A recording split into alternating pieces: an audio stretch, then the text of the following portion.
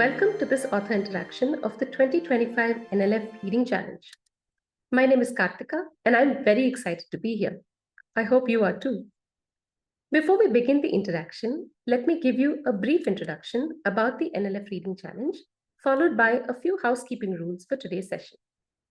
The NLF Reading Challenge runs from May to August 2025 for students between grades 4 to 6 on the competitive and the non-competitive tracks. Students read a curated set of 30 books. They discuss their reading with their friends and their guide. They log their thoughts and get to interact with the authors of some of these books online. For today's event, please use the Q&A box to type out your questions or your responses to what's being discussed during the session. If you're from a school, please mention the name of your school and your city. Today, we are privileged to have with us the talented author Nazima Pathan. Born in India and raised in London, Nazima now lives in Cambridge with her husband and 2 children. She is a children's doctor and researcher who also makes the time to write magical middle grade novels. Her work has been featured in the Times Chicken House Children's Fiction Competition, Write Mentor, and the Hachette Space to Write Awards. Nazima joins us today to speak about her book, Dream Hunters, which explores identity, family, and friendship through the lens of a group of children who overcome adversity and poverty to fix the mistakes their grown-ups should have never made. Welcome, Nazima. We're very happy to have you with us today. Thank you very much. Thank you for inviting me. I really appreciate it, and I'm excited to chat to you and to the children. It's our pleasure. Would you like to begin the session with a short reading from the book? Yeah, of course. Hopefully, a lot of children will have read the book, but because I don't want to spoil it for anyone who hasn't, I'll start with the prologue. It was a lot of fun to write, and I tried to make it as atmospheric as possible. It was midnight when they found him, whirling, churning, simmering. The angry dream threads raged against their confinement in the glass that contained them. Hidden in the shadows, the intruder uncapped and inverted a vial, unleashing a cascade of nightmares. Expertly distilled and angry as bears, they slithered over each other, fighting their way out of the dirty grey bottle. Hissing and cursing, they dripped like an oil slick onto the soft rug at the foot of a wide mahogany bed. They curled and crawled and curled under the tufted wool, coiling snake-like around the carved wooden legs of the bed frame. They closed in on the sleeping form of Ganapal III, king of Ratnagar, loved by his people and feared by his enemies. These were fierce dream threads, and they sought their target hungrily, lifting their tips to sense their way. Soon enough, they reached the sleeping form of the king, huddled on his soft, silk-lined mattress, in fitful slumber. Above the door, a clock chimed 12 times, its hands coming together in a fateful embrace, and, as they did, a dark shadow of nightmares enveloped the king. The ghostly green threads melted into his mind, whispering threats of pain, suffering, and death. Submerged in the sudden terror of 1,000 spectres, the king was powerless to escape, powerless to wake. All he could do was toss and moan. The intruder crept to a mirror behind the door and took out a long, thin object. The dark ebony stem was tipped by a weather-worn metal hook. It sparked as it was swept in a circle across the looking glass, transforming the mirror into a rippling liquid through which a hidden world came into view. After a glance towards the sleeping, struggling king, the intruder softly stepped through the mirror and out of the room. The king's breath came fast as distorted visions of his past and present taunted him. The nightmares clawed in, crushing his hope, flaying his mind, and squeezing his soul. Weak as a hair in the grip of a fox's closing jaw, the king readied himself for the end. But this time, the nightmare was not dosed to kill. Next time, they would finish the job. There you go.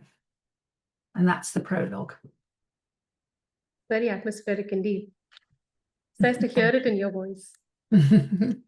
So, Nazima, we'll start off with the questions. We wanted to ask you about how the idea for the book itself came about. And you've said that The Library of Forgotten Dreams came to you as a combination of factors. You spent a lot of time reading and spending time in libraries in your childhood.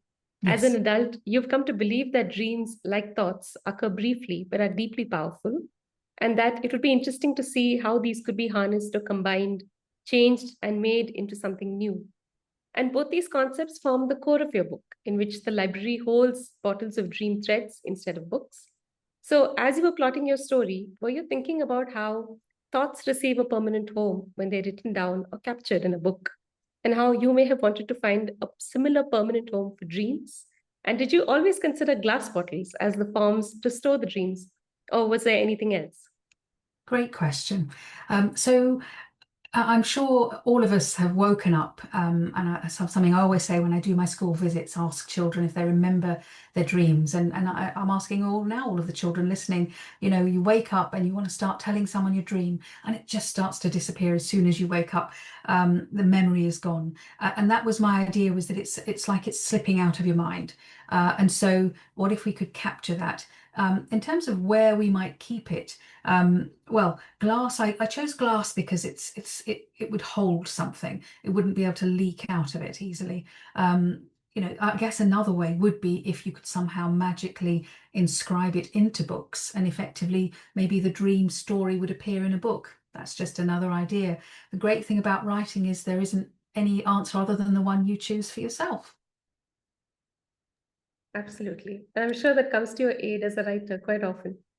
Exactly. I think the thing to remember for all of you listening is that all of your stories are worth writing down, and never give up, because you have to keep working on it. But we've all got interesting things to say, and Excellent. never be ashamed of your ability to tell it.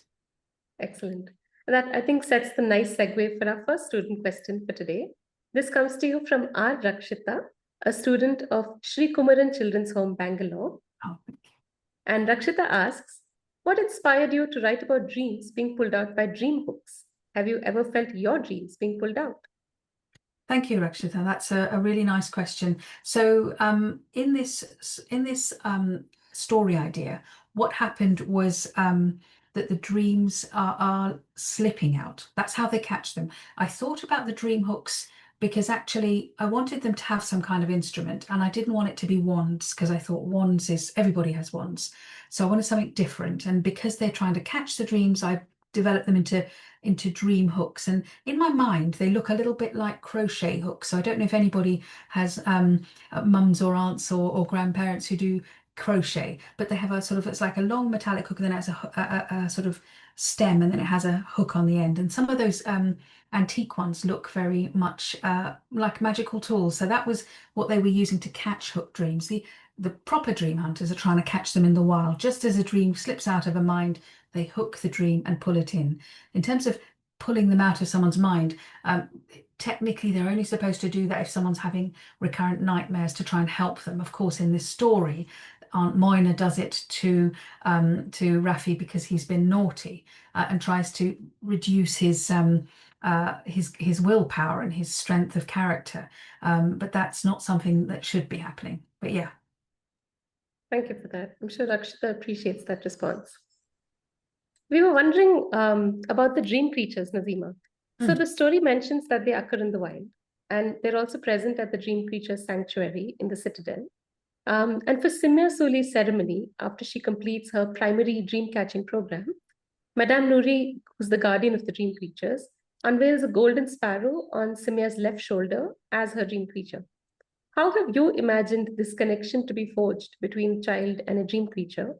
Does the creature gravitate towards a human who feels like the right one? Or does the guardian have a role to play? And is there a reason that birds are assigned to be dream creatures and not animals or reptiles? Nice. Yeah, of course, they're really important in my story. I love animals, so I wanted to kind of have an animal companion, because I think children love animals, and it's just a nice bond for them to have. And so it is about a bond, and it's not a sort of ownership situation. The dream creature has a human just as much as a human has a dream creature. And so yes, I think in my imagination they would come together by some kind of synergy, and by some kind of characteristic that is similar. So, which is why, in a way, Aunt Moyna's dream creature is quite an aggressive and annoying bird. In fact, it's a bird that is found in India. I think the common coil is a bird found in India, and it's very sort of interesting to look at. It truly has got dark red eyes. So and then the sort of the guards all have ravens, and so it was just that kind of trying to personality-wise match them up a little bit too. Nice. And since we did talk about India and Moina's dream creature being from India, here's a student question for you, which seems relevant to that point. Samir Kumar, a student of Neve Academy, Bangalore, asks, I think it's great to see an Indian setting in a magical world, as it's not often seen.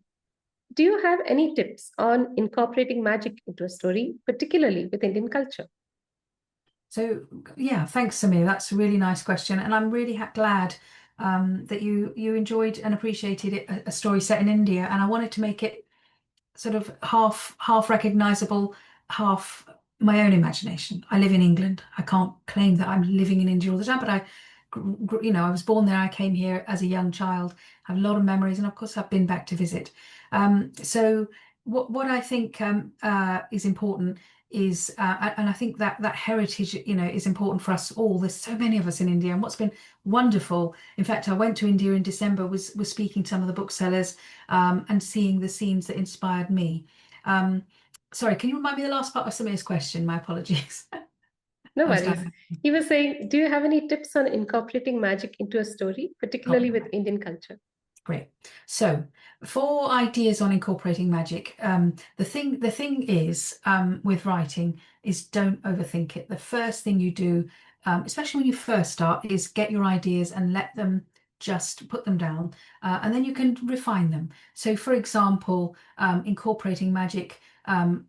You want to think of a magical object, just looking around you, pick something up, or think about a magical skill you'd like and try and pair them up. So, for example, I'm drinking a cup of tea, and if I say, okay, this is a magical cup, and whenever I drink tea in it, the cup once a day will take me to a place where the tea was made. There you go. So that's a magical tool. So that's how I think incorporating magic can be thinking about a sort of kind of magic you would like, flying or walking through walls, any kind of skill, and then thinking of an everyday object that could somehow be used for that. But magic always has to have its limitations. In terms of Indian settings, well, the wonderful thing about India, of course, is its long history, rich mythology and culture.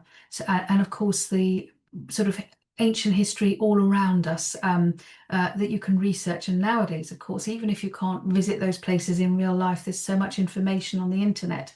And so research can happen in many ways. The thing that you can write authentically about India is not just what you can see, though, isn't it? It's the five senses, the smells, the tastes, how it might feel, as well as the sort of sounds that you're going to hear. And so trying to use all of those in terms of settings. I did use real places, and I think that was something that was important to me. Obviously, there's lots of forts and interesting parts in northern India and Rajasthan that were important in how I built that part of the world. But the citadel itself is in stylistically it's set. I went in fact to visit it, Jaisalmer. It's a fortress on a hill. To me, in my mind, it was like that. But in fact, where my father was born was in a place called Songar, which is in Gujarat state. And I remember visiting at the top. There's an old abandoned fort, and I remember really enjoying going up there. And then there's nothing much there now. But Fort Songar was in my head, the origins of the citadel. Excellent. I think Samir will think about this the next time he goes to a fort-like setting. So since you did mention everyday objects in your response, Nazima, that ties in with a student question that we have from Aiza Khanna of Shiv Nadar School, Gurugram, who says, in Dream Hunters, the idea of using mirrors to enter or connect with dreams felt very unique and magical. What inspired you to choose mirrors as a gateway for dream hunting? Did mirrors have a special meaning for you while writing the story, or were they just a creative choice to make the dream world more mysterious? Nice question again. Thanks a lot, Isa.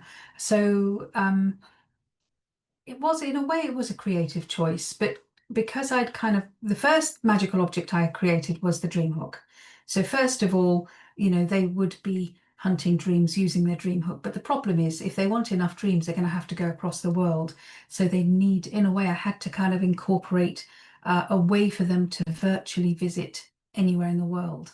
And that's where the mirrors then came into view, because I didn't want it to be, this was not a story set in the modern era. It could have been, I could have included mobile phones, text messages. You can have magic in any era, but my book was written in a kind of timeless era. So I didn't want too much technology. So mirrors were a great way, and then using the magical keys to lock into different locations. And then, of course, it was fun to kind of think about glass and where people call a mirror a looking glass. So thinking, well, you could use it like a window to different parts of the world. Once you've arrived there, you can turn that mirror by magic into a glass that that hooks can go through, and of course people can go through as well, but they're not supposed to, but they can. Thank you for that. It's a portal. It's a portal, basically. Right. We have some live audience questions that have come in for you as well, Oh, yeah. Nazima. So this one's from Diana Lovesy from Ahmedabad International School. She Oh. says, could you delve deeper into the symbolism behind Mimi's dream creature Lalu, the blue hummingbird, and Rafi's dream creature Miti, the chipchat? What do these creatures represent in their bond with Mimi and Rafi, respectively? Thank you. And in fact, I was born in Ahmedabad, so a special hello to you.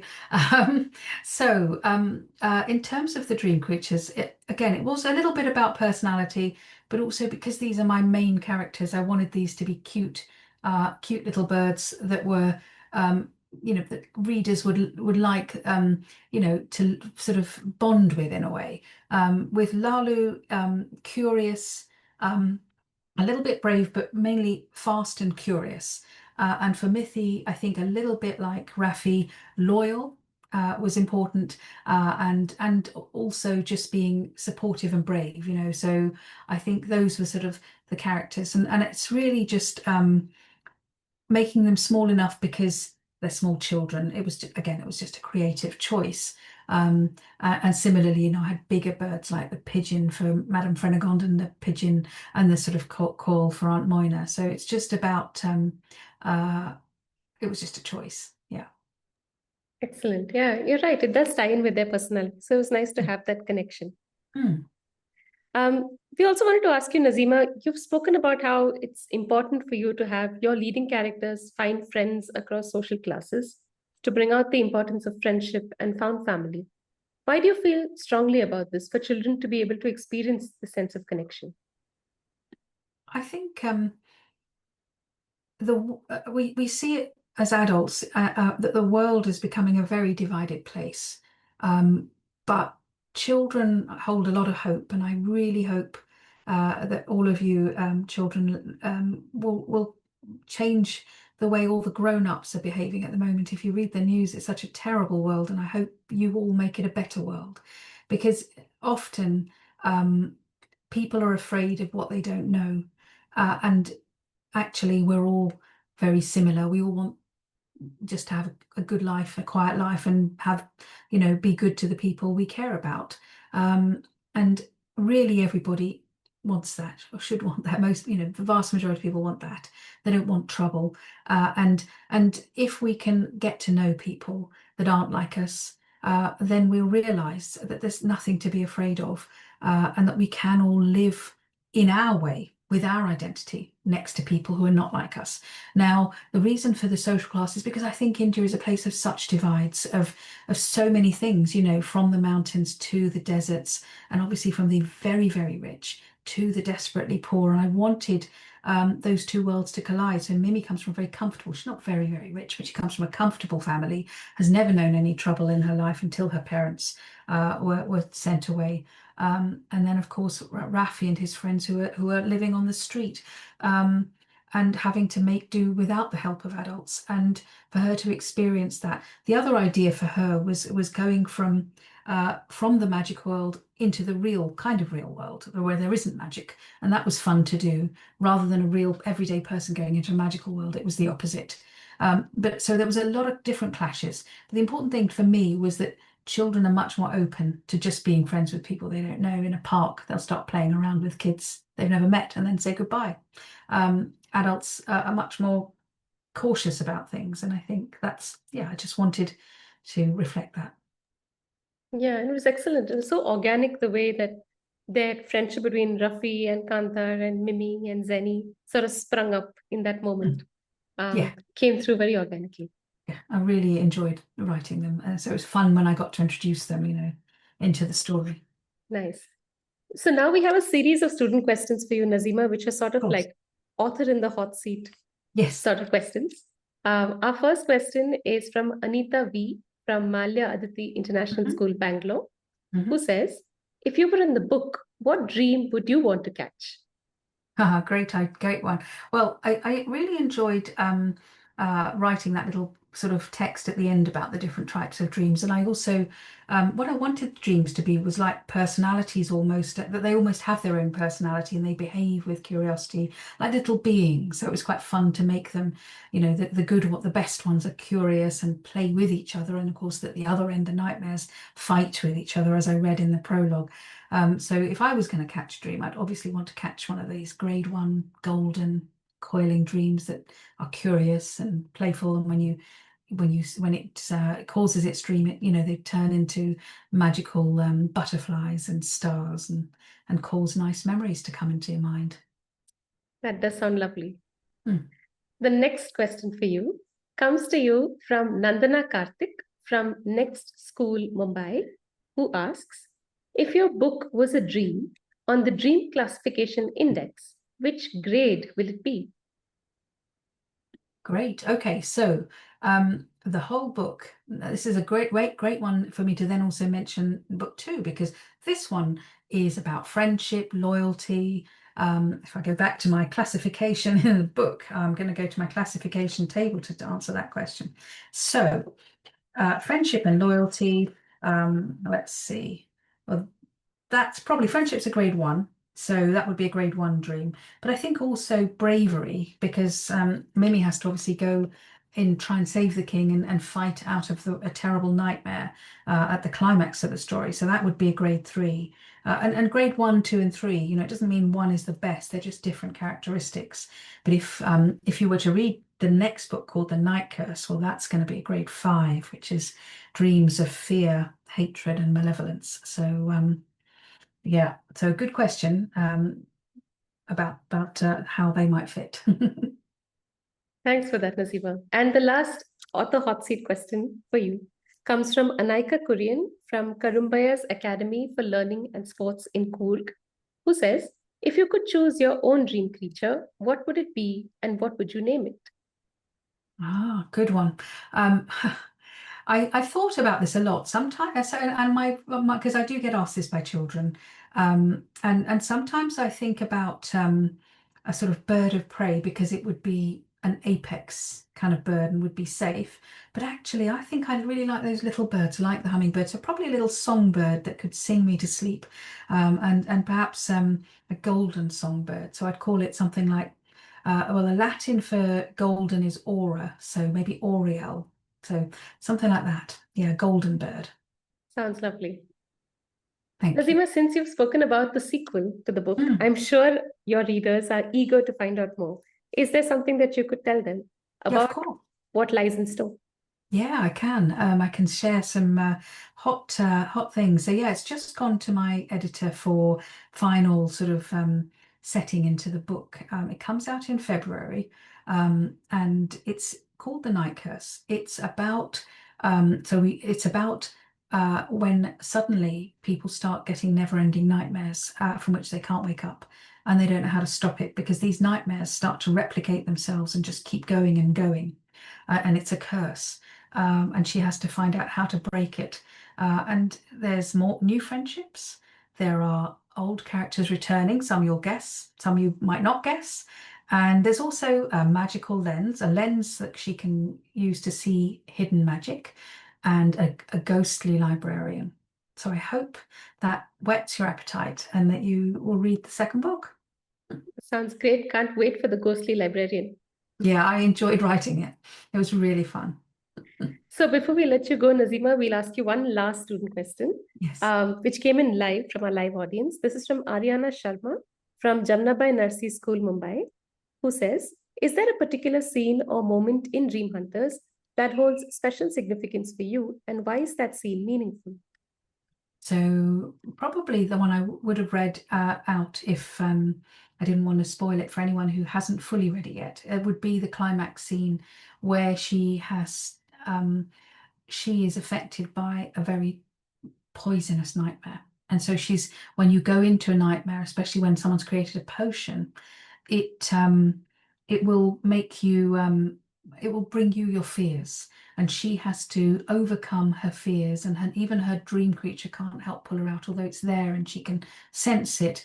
But then she has to kind of reach for something that's been given to her to try, and so it's kind of light against dark, good against evil, and finding your inner bravery to know that eventually bad things do come to an end. And that was a fun scene to write. Yeah, it was very potent. You could really feel what she was going through. Thank you. Well, thank you so much, Nazima, for speaking with us today. It's been an absolute pleasure. We wish you all the very best with your work and look forward to reading book 2. Thank you very much. And thank you all for listening, and hope to hear from you soon. Thank you very much. Thank you. Thank you so much. Bye. We hope you enjoyed that as much as we did. Our next interaction is with the award-winning author Bijal Vajrajani, whose book Go Wild is a part of the reading list of the 2025 NLF Reading Challenge. This will take place on Monday, August 11th from 5:30 to 6 p.m. IST. Do keep an eye out for our email on this or follow our social media updates. We look forward to seeing you there. Until we meet next, take care and happy reading.